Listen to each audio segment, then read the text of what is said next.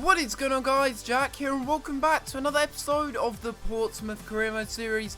This is episode number 13, and we're going to start this episode off by having a little look at the squad report, seeing the players that have grown for this month. If you don't want to see any players that have grown, as always, feel free to pause the video and have a look. There is some growth starting to happen in the side, although some of the old players are starting to go on the decline as well. Ursel there, down to a 58 overall. Someone that I will be selling in January. And Jed Wallace there is up to 66 overall, which is also interesting. But I want to thank you guys for all the support that you gave me on the last episode. We managed to hit over 50 likes, and if we could do the same on this video, then I will upload another episode later on today. So be sure to hit the like button if you do want to see that. And I may also do a double upload on Sunday as well. So hopefully you guys are looking forward to that. It'll probably be January transfer window by the time we do get round to Sunday's videos, basically, because we're really steaming through these videos now. 13th of December, we're going into this game against Dagenham and Redbridge, so really we are getting very, very close to the January transfer window, where I'm hoping we'll be able to sign some fantastic players, looking to sign some pre-contract signings, as well as maybe doing a couple of swap deals here and there for permanent transfers, so that I can get a few better players in this window, so that I can improve my squad straight away, rather than improving it for next season, because I still want to improve it for next season, but I also want to have better players for this season as well, so I can play out this season and then probably sell them on for profit. That's basically what it's all about. But you can see we got the first chance in the game there. Taylor having a shot in the 3rd minute there, and really should have typed that away. But the next chance would come only minutes later here as Taylor picks up the ball. He is fouled in the box. We pick up the free kick. We play it short very quickly to Zivkovic, who turns the defender, shoots and puts it into the back of the net and makes it 1-0 in the 8th minute here. And really the goalkeeper, I have no idea what he was doing there, and same with the defenders. That is just such an effective free kick technique, especially when you're in and around the box or the penalty area. It is very effective, and when you've got a finisher as powerful as Zivkovic, it's only going to go one way and into the back of the net. He gets his 17th goal of the season. I can't imagine what he's going to end the season on. I really can't, because I can just imagine maybe he'll get over 30 goals, 40 goals. We'll have to wait and see. But another chance here for Zivkovic, who takes the shot, but Cousins makes a good save, and it remains at 1-0. A really good chance there in the 35th minute for him to get another goal in the game. But this time the goalkeeper making up for his error earlier on from that free kick in the 8th minute and saving it very well indeed. Another chance here comes for Zivkovic as he cuts inside, has a shot, but it is blocked by the defender. Very good block there by the defender, actually, because that certainly would have been 2-0, and that certainly would have been game over in the 72nd minute. That was the next chance in the game, so really we weren't creating too many chances, but as Bigger Romana crosses it in here, we win the header, and that is a fantastic save. That is a really, really good save. He is keeping his team in the game here, Cousins, the goalkeeper, and what a save that is from the corner. Really good header, but an even better save from the corner. Really good save by the goalkeeper, but we managed to pick up a corner again, putting a lot of pressure on the Dagenham and Redbridge defence. Can we get anything from this corner? Will the goalkeeper save it? We whip it into the middle. We try and go for a header, and Wallace is taken down in the process, and we win a penalty. Bingham, the ex-Bristol Rovers player that we had last year that we bought from Dagenham and Redbridge, takes down the player, and really that was a poor challenge. He shouldn't have done that. Wallace was never going to score from that angle. He's not good at heading. And in the end, we pick up a penalty here. Really good chance to put this game to bed as Zivkovic stands over the penalty. He scored the first goal. Will he be able to bag the second goal and really put the dagger in the heart for Dagenham and Redbridge? Yes, he will. He puts it into the top left-hand corner, and that is a really good goal by Zivkovic.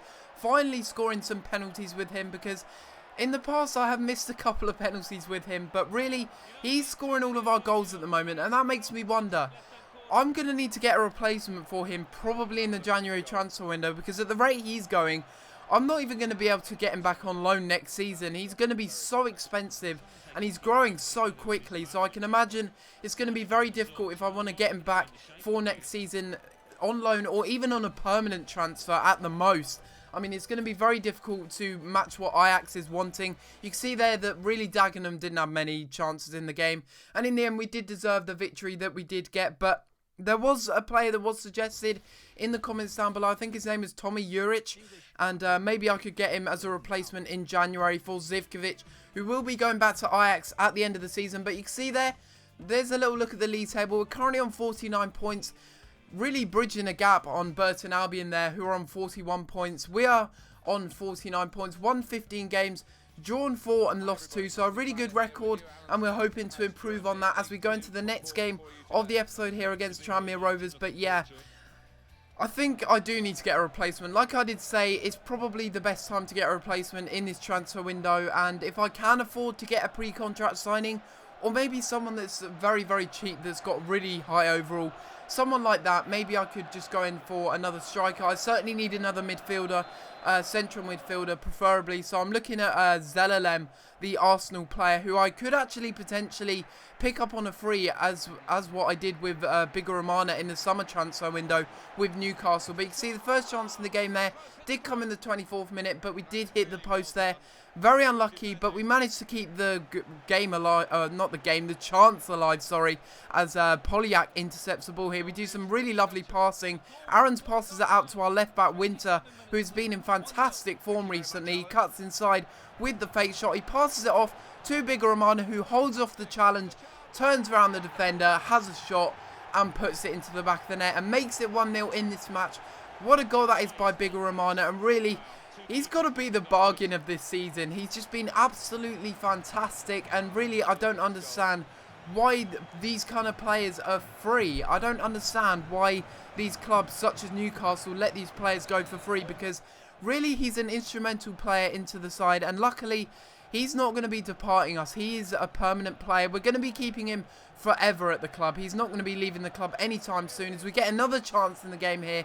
Zivkovic got played through cleverly by Taylor, and really those two strikers up front are just doing work for us at the moment. Maybe I will sell Taylor though in the January transfer window. We'll have to wait and see, because he is starting to decline a little bit in a few stats. But you can see we go on the counter charge here in the 89th minute. It's Zivkovic that gets tackled, but he picks it up here. It's Barkham who gets on the ball here. He cuts inside with the fake shot, and he puts it into the top right hand corner. What a goal that is on the counter attack, and that is what we can do on the counter attack. We're so lethal when they lose possession, when the AI lose possession. We're just going to score. It's as simple as that. We are so good on the counter-attack. And again, it's Barkham getting another late goal. He's got quite a few late goals coming off the bench for Rolando Aarons in these matches. And again, he gets a goal there in the, late in the game, making it 2-0. 2 consecutive wins in this episode, which is very good to see. Really, there weren't too many chances in the game apart from that counter-attack and that one chance that we did have with Bigoromana. But other than that, we did pretty well in that match. I have to say, we did pretty well indeed. And you can see Jed Wallace has made his decision. What is it going to be? We're going to have a little look at it now. And he's decided he wants to leave the club. I don't know what to say to that. He says he wants to be sold as soon as possible. He wants to go on the transfer list. I really hope that the board listened to me in my proposition. Like I said in a few episodes ago, I want him to go out on loan so that then I can recall him. I want him to stay at the club so badly.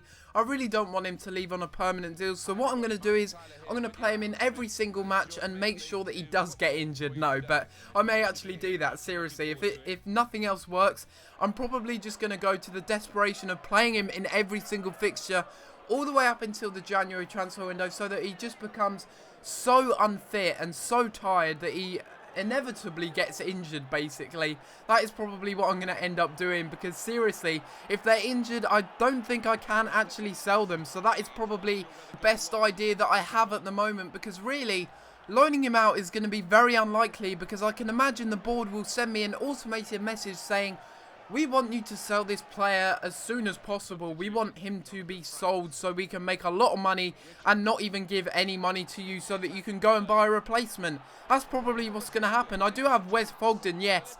And, well, let me just say about that. I mean, come on. What kind of defending is that? What kind of goalkeeping is that? It goes through his legs. And then I think that's Devara who tries to clear it. I'm not sure who that is. But it's one of our centre-backs who tries to clear it. I held X down as much as possible. What a mistake that was, because it falls to the Hartlepool player and he scores and makes it 1-0 in this match. But yeah, I don't know what I'm going to do with Wallace, because really the board are probably going to sell him. I've got Fogden, like I did just say, But Fogden is 26 years old now, and he's already reached his full potential, so I don't think he's going to be growing too much more. But Wallace has about 78 or 77 potential, I think it is. On the updates, he has 74, which is a shame, but of course, I'm not on the updates. I'm on the previous squad, so that does mean I've got a high potential player on my hands, and I do want him to stay at the club.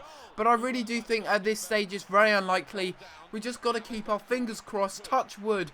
I'm touching wood right now, I'm touching my desk right now, that he does stay at the club, because if he doesn't, that would be a real blow for us. It really would be, because he's a quality player. We do have an abundance of wingers at the moment. We have a few wingers. We've got Barkham, we've also got Holmes, I think his name is, who I haven't even given a chance to this season, because we've also got Rolando Aarons as well, and they have been playing fantastically well, keeping other wingers out the side and other players that are in the reserves who probably do deserve to get a bit more playing time. But really, I've got better players, and that is exactly why I don't play them. As we go on the counter-attack here in the 66th minute here, it's level at the moment. Can we get the goal to put us in front? Yes, we can.